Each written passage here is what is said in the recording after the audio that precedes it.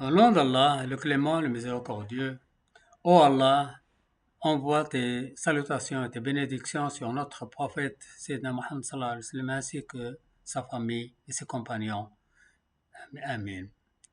Allah subhanahu wa ta'ala a dit تبارك الذي بيده الملك وهو على كل شيء قدير الذي خلق الموت والحياة ليبلوكم أيكم أحسن عملا.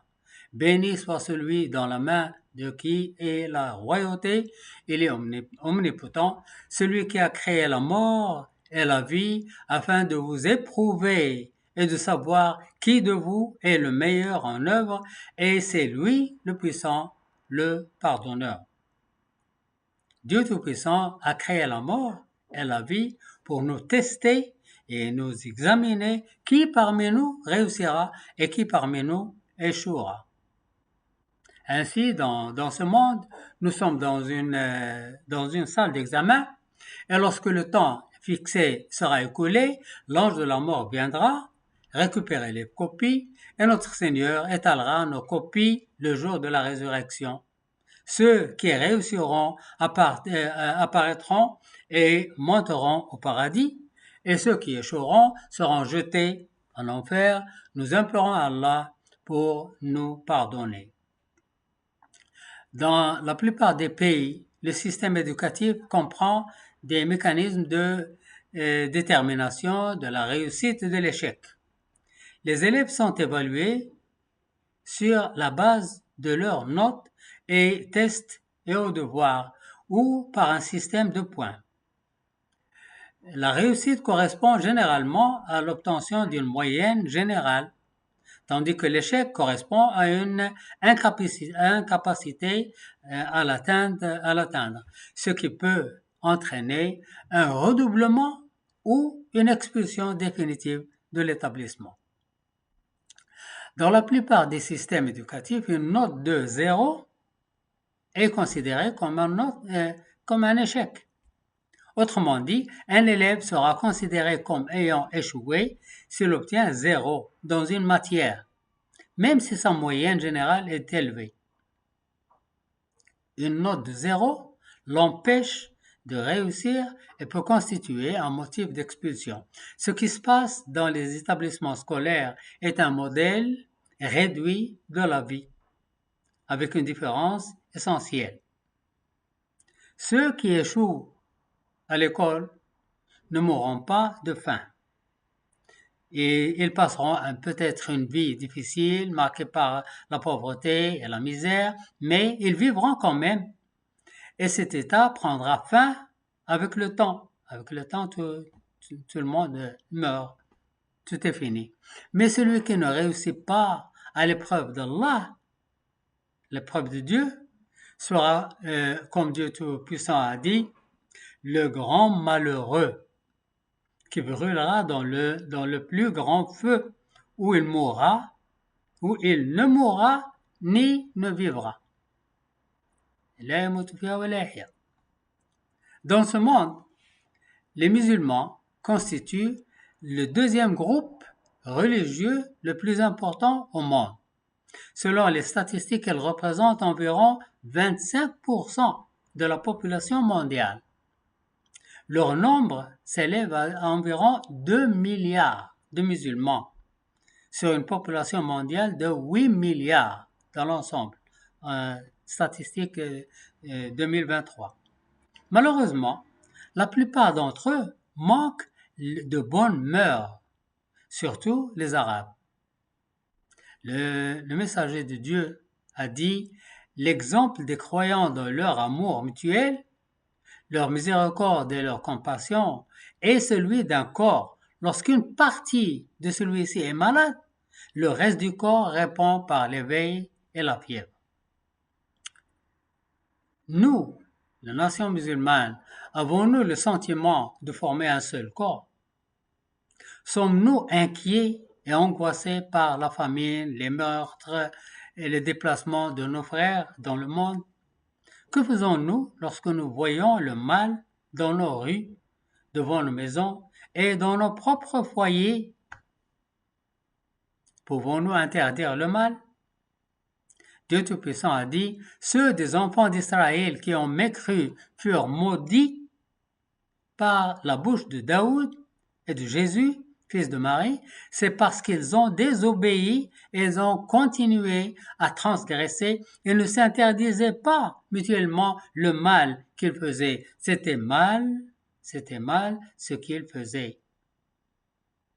Mais nos systèmes nous ont appris à ne conseiller personne, ni à intervenir dans les affaires de qui que soit, et à laisser cette affaire à ceux qui ont concerné, qui n'interviennent pas dans cette affaire. Regardez et taisez-vous. La loi d'Allah repose également sur le principe des points, qui représentent les bonnes et les mauvaises actions. Le jour du jugement, ces actions seront placées sur la balance.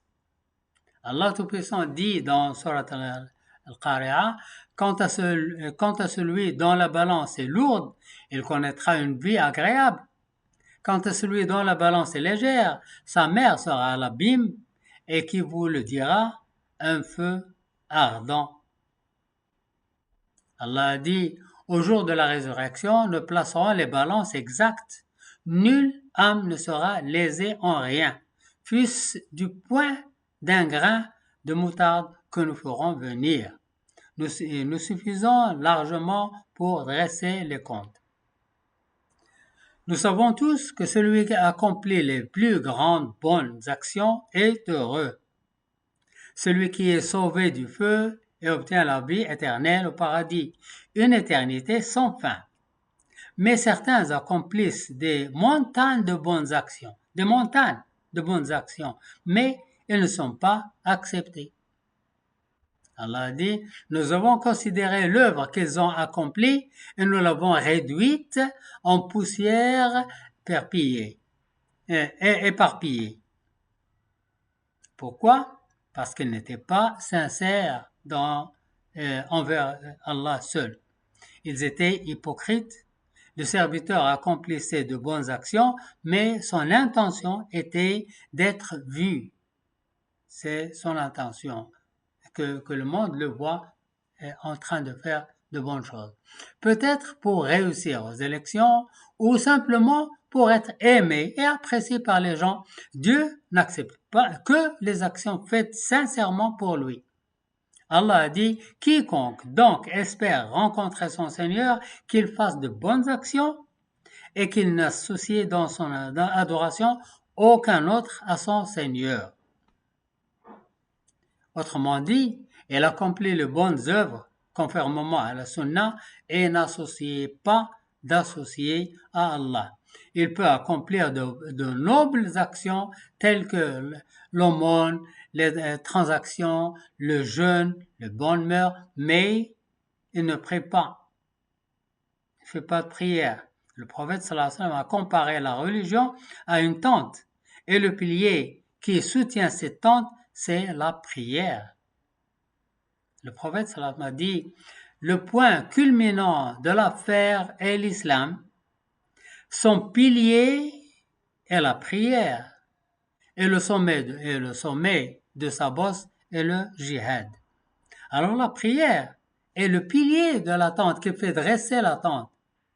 Si le pilier est solidement établi, les cordes, les piquets et le soutènement seront utiles. Si le poteau se brise, ni corde, ni piquet, ni fourreau ne serviront à rien.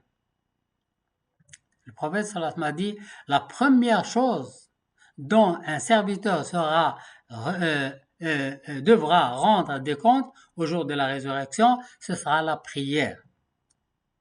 Il sera jugé, il sera questionné sur la prière d'abord.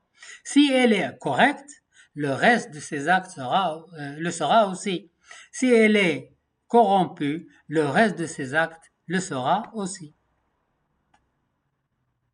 Ce qui a été dit sur la prière s'applique à tous les piliers de l'islam.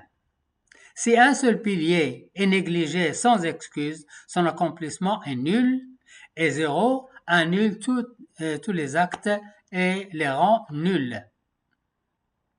Voyez celui qui a négligé un pilier de Hajj, par exemple, par négligence et sans excuse, jusqu'à ce qu'il se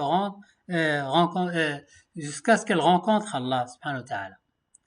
Allah a dit, quiconque n'est pas empêché par une nécessité apparente, une maladie ou un dirigeant injuste et n'accomplit pas le Hajj, qu'il meure en juif, c'est le souhait, ou un chrétien, c'est le souhait. C'est un hadith du prophète.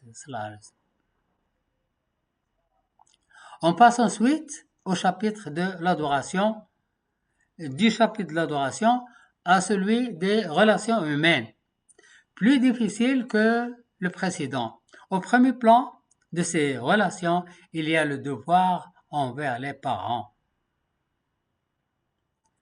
D'après Amr ibn Murra al-Juhani, il dit, un homme a dit au prophète, sallallahu alayhi wa sallam, au message de Dieu, j'atteste qu'il n'y a pas de Dieu qu'Allah, et que tu es le messager d'Allah, et j'accomplis les 5 prières, j'ai payé la zakat sur mes biens, et j'ai jeûné le mois de Ramadan.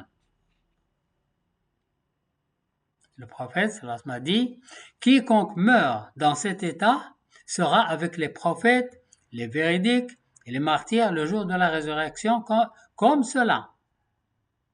Et il a levé ses 2 doigts, tant qu'il ne désobéit pas à ses parents. Voilà la condition. Autrement dit, quiconque désobéit à ses parents ne bénéficiera ni de la prière, ni de la zakat, ni du jeûne, ni du hajj. Plus encore, le prophète sallallahu alayhi wa sallam a dit, maudit soit celui qui désobéit à ses parents. Puis les bonnes manières avec les gens. Il dit au messager d'Allah, une telle femme jeûne le jour et prie la nuit, elle importune ses voisins.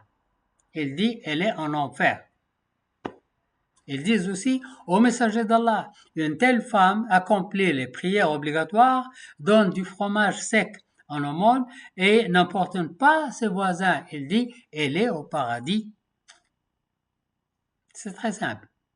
En conclusion, se limiter aux obligations tout en conservant un bon caractère est préférable à accomplir de nombreux actes obligatoires et volontaires tout en conservant un mauvais caractère. Chers frères musulmans, chères sœurs musulmanes, tâchez d'éviter la note 0. Évitez la note 0, la note dans tous les domaines afin de ne pas vous mordre les mains de regret. Wa sallallahu wa sallam ala sayyidina Muhammad wa ala alihi wa sahbihi ajma'in.